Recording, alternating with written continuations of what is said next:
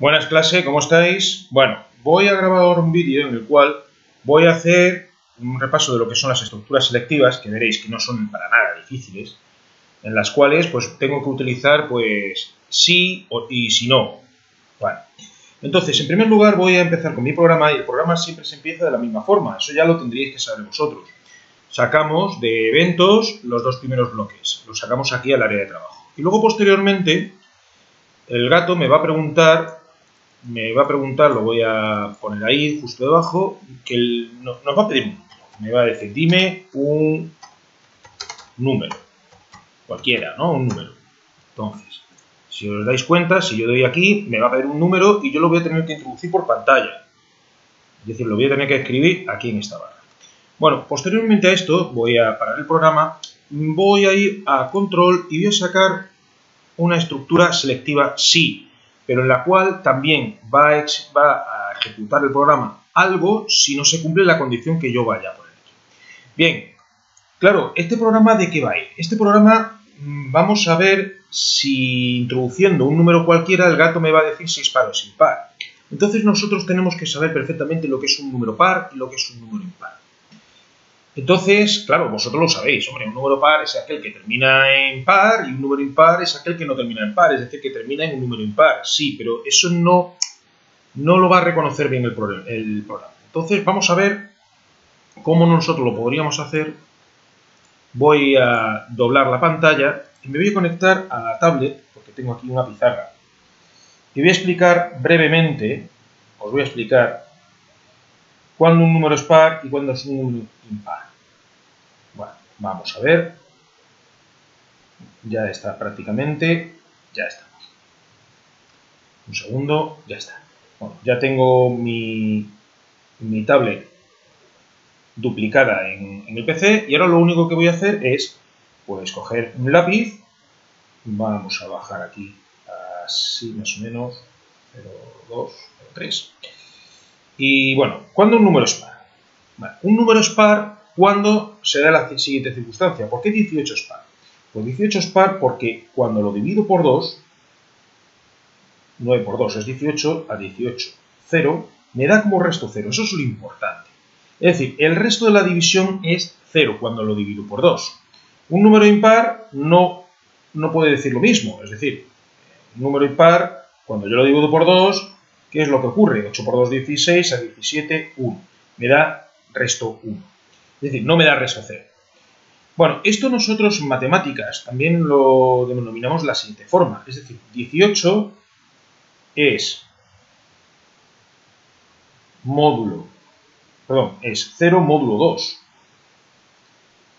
Es decir, esto es otra forma de decir es 0 módulo 2, o que 18 módulo 2 es 0.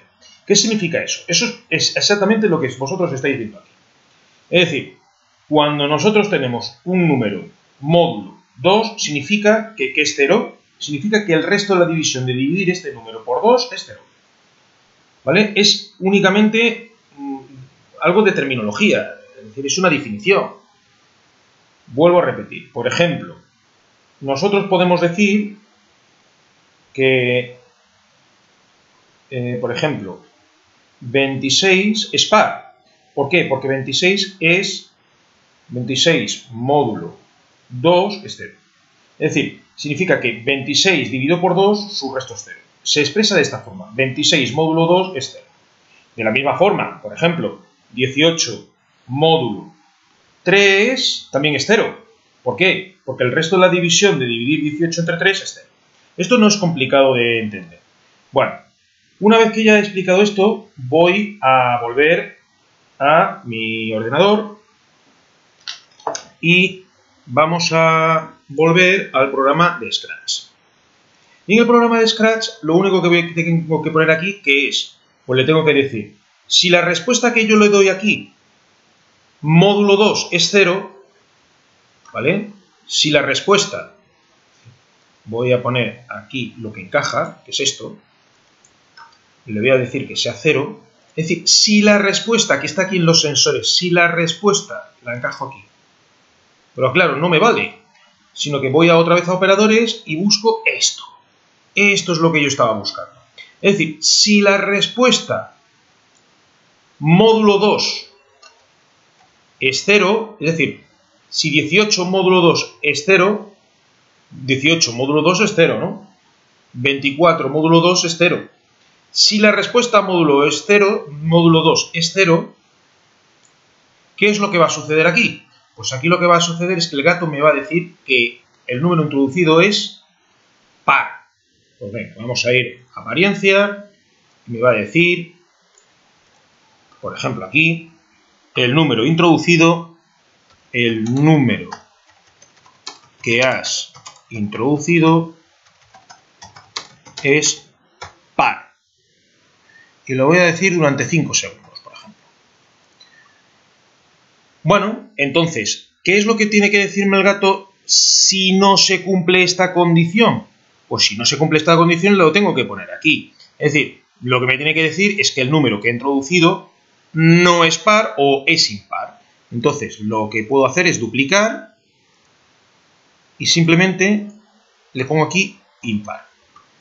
¿Vale? Es decir, si no se cumple esta condición, es decir, que la respuesta módulo 2 es 0, es decir, que el número dividido por 2, el resto es 0, esto es lo mismo que decir 18 módulo 2 es 0, significa que 18 entre 2, su resto es 0. Es lo mismo, es la misma forma de decirlo. Entonces, pues, será par o impar. Vamos a probarlo. Por ejemplo, 13. 13 es par, me pide un número, vamos a volver a empezar desde el principio para que no nos confundamos. Vamos a hacer clic en verde, me pide un número, ¿vale? Me pide un número y ahora vamos a ver qué respuesta doy. Aquí va a venir la respuesta. En función de esta respuesta, pues se va a desencadenar una respuesta u otra del gato. Entonces, vamos a poner, por ejemplo, 23. 23 es par, el número que has introducido es impar. ¿Por qué? Porque evidentemente 23 módulo 2 no es 0. 23 módulo 2 es 1, es decir, el resto de dividir 23 entre 2 es 1. Vamos a probar otra vez. Si yo, por ejemplo, pongo 18, pues efectivamente el número que he introducido es